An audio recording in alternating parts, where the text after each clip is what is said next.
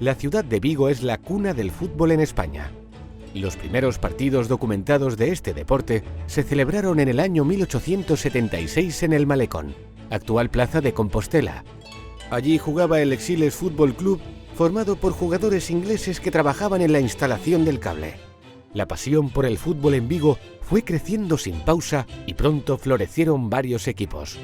Los más destacados, con mayor apoyo y proyección, fueron el Vigo y el Fortuna, que convivieron, compitieron y se repartieron los títulos gallegos durante casi 2 decenios. En la segunda década del siglo XX surgió en la ciudad una visión, casi un sueño, que marcará el nacimiento del Real Club Celta.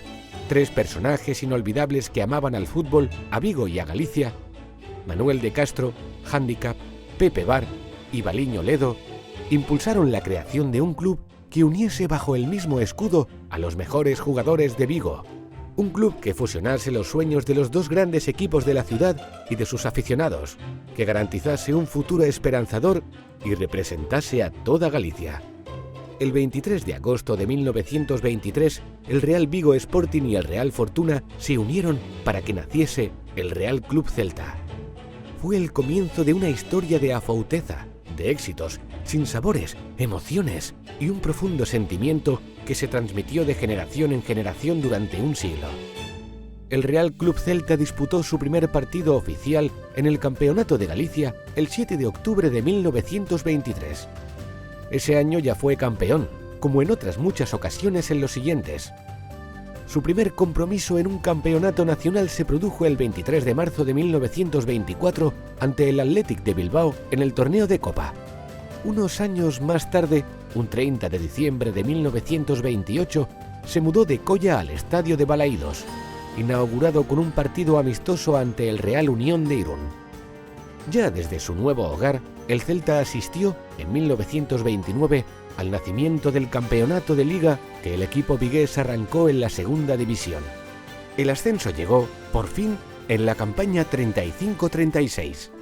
La guerra civil privó a los celestes de disfrutar de este logro deportivo que se pospuso hasta la temporada 1939-1940.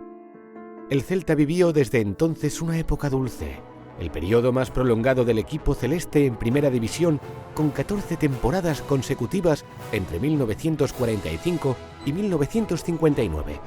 En esta magnífica racha anida una campaña histórica, la 1947-48.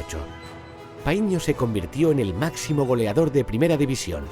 El Real Club Celta conquistó una meritoria 4ª plaza y disputó su primera final de Copa un 4 de julio de 1948 ante el Sevilla en Chamartín. A esta impresionante secuencia le siguió una nefasta de 10 años consecutivos en segunda. En 1969, el Real Club Celta volvió a la élite y una temporada después logró su primera clasificación europea. El Celta se midió al Aberdeen en la Copa de la UEFA en su primer enfrentamiento europeo.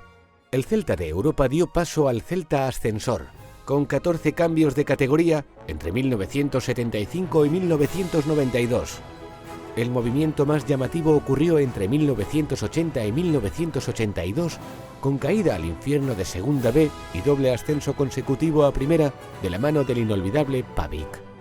Una de las mejores temporadas desde el punto de vista deportivo en esa década fue la 1988-1989, que sin embargo será recordada siempre con un inmenso dolor por el celtismo por una doble tragedia. Ese año fue asesinado el exjugador y gerente del club, Quinocho, y el canterano Albelo sufrió un accidente que le encadenó a una silla de ruedas.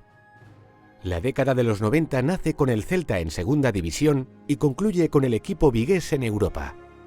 Cañizares fue el primer Zamora del Celta en primera división en la campaña 1992-1993 y el 20 de abril del 94 llegó la segunda final de Copa.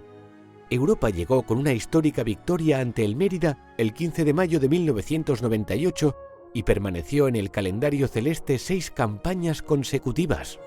Otra fecha inolvidable fue el 15 de junio de 2003. Penúltima jornada de Liga, victoria por 3-2 ante la Real Sociedad y primera clasificación para la Champions League. En ese periodo llegaron el primer título europeo del fútbol gallego, la Intertoto, y una nueva final de Copa, en 2001, otra vez con el Zaragoza como verdugo. A mediados de la década de los 2000, el Real Club Celta emprende una nueva era. Con Carlos Mourinho en la presidencia, supera una situación económica dramática con una descomunal deuda que lo condenaba a la desaparición. Una gestión económica brillante, la decidida apuesta por cuidar y desarrollar la cantera y la profesionalización del club, entre otras muchas medidas correctoras, permitieron que el Real Club Celta superase una crisis sin igual en su historia y retornase a Primera División con las cuentas saneadas y una sólida salud financiera. Desde su ascenso en 2012, el club encadena 11 temporadas consecutivas en la máxima categoría del fútbol español, una de las mejores rachas de su historia. En esta época, con gran protagonismo para la cantera, dos jugadores de la casa hicieron historia. Hugo Mallo se convirtió en el jugador con más partidos en primera y el único que ha alcanzado las 100 victorias, y Iago Aspas consiguió en 4 ocasiones el trofeo Zarra como máximo goleador español.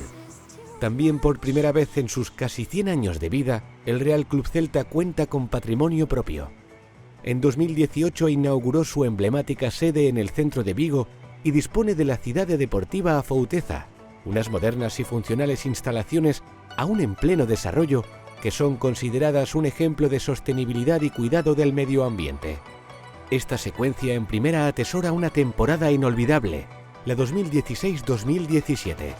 El Celta retornó a competiciones europeas y por primera vez en su historia alcanzó las semifinales de la Europa League con la palabra Afouteza como protagonista, además de quedarse también a las puertas de una nueva final de Copa. ¿El futuro? De la mano del celtismo y con nuevos proyectos en marcha, esperanzador, luminoso e ilusionante, por otros 100 años de Afouteza e Corazón.